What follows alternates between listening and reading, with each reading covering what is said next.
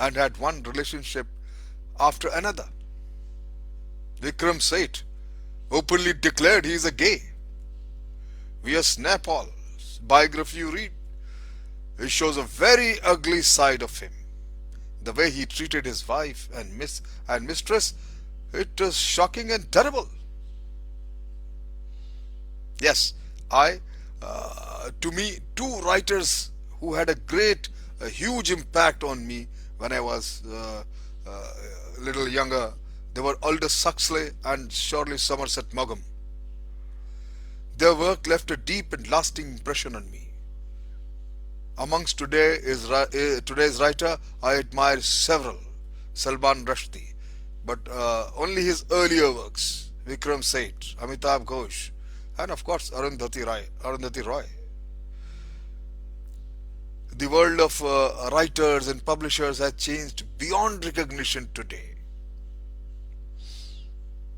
The pioneers of Indian writing sometime in English used to be Mulk Raj Anand, R.K. Narayanan, and Raja Rao.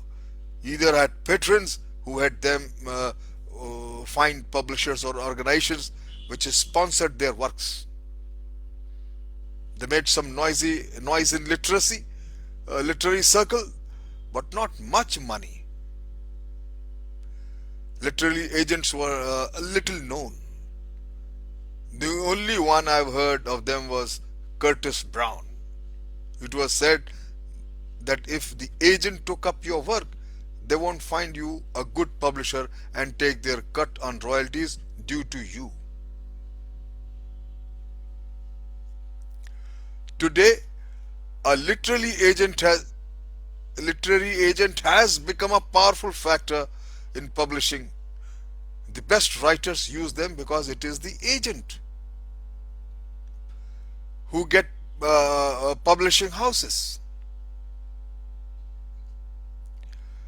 to cough up huge sums of advance royalties. The whole business is like a whorehouse. Publishers can be compared to brothels, my friend. Literary agents to actually, I call them pimps or bhaduas, who find eligible girls and fix rates of payments. Writers can be likened to prostitutes actually. Newcomers or Nayamal, I would say. They are the virgins who draw the biggest fees for being deflowered. I, for one, never went through a literary agent, nor did I have problem finding a good publisher. A friend of mine, a very dear friend of mine in America, in US, California based, Pam Colon Sandhu, she did everything for me. I was happy with the whatever I got from my books. I have been often asked how one becomes a good writer. I would say that one has to slog and be totally honest, my friend, and fearless. Always speak out. One might face problems, but one mustn't give in at all. Continue writing.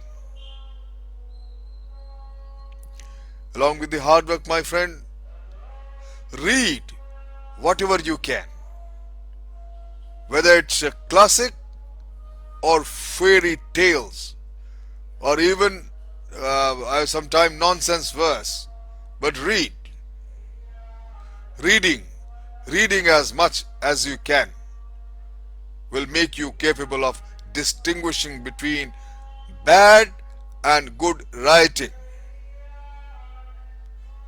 Also, one should never be pretentious or have pretenses. Be honest and not show off using difficult words that comes in the way of communicating with the reader. Use simple words, understandable words.